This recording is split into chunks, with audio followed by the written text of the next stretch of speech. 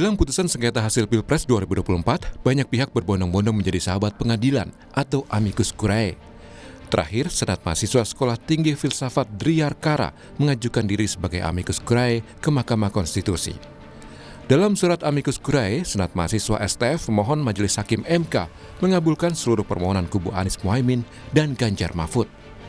Menurut mereka, proses Pilpres 2024 telah memunculkan wajah penyalahgunaan kekuasaan.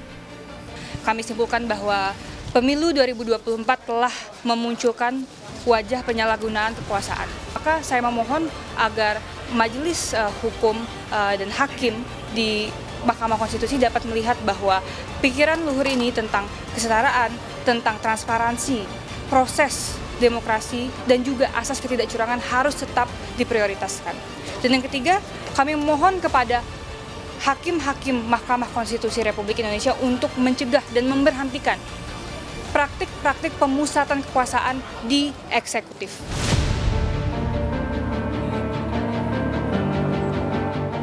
Tak hanya itu, pengajuan diri sebagai sahabat pengadilan atau amicus curiae juga dilakukan koalisi masyarakat sipil dan rohaniawan.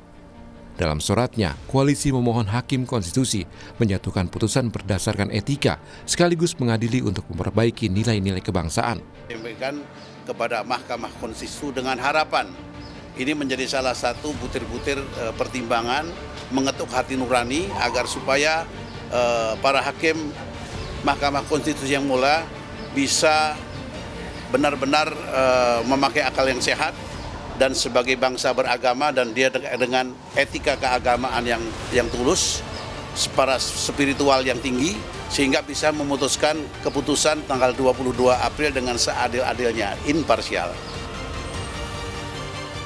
Sebelumnya, Ketua Umum PDI Perjuangan Megawati Soekarno Putri juga telah mengajukan diri sebagai amicus curiae atau sahabat pengadilan ke Mahkamah Konstitusi.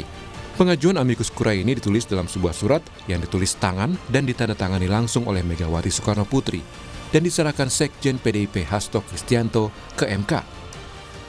Ini ada seluruh pertimbangan-pertimbangannya yang disampaikan oleh Ibu Megawati sebagai amicus curiae dan kemudian ditutup dengan tulisan tangan. Rakyat Indonesia yang tercinta, marilah kita berdoa. Semoga ketuk palu Mahkamah Konstitusi bukan merupakan palu godam, melainkan palu emas.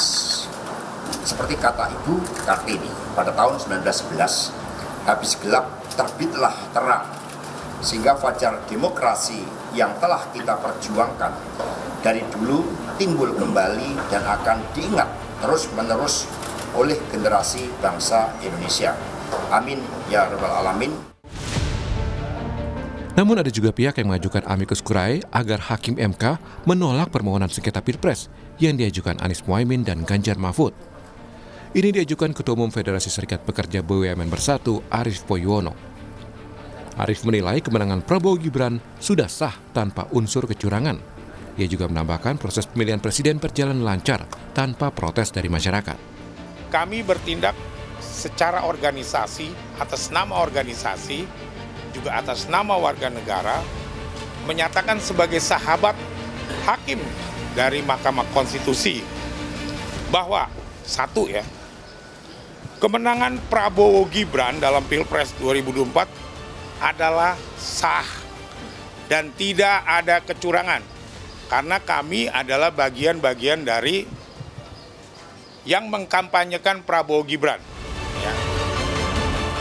Pengajuan amicus curiae baru terjadi di Pilpres 2024. Mahkamah Konstitusi telah menerima 23 pengajuan amicus curiae hingga 16 April 2024. Tim Liputan, Kompas TV.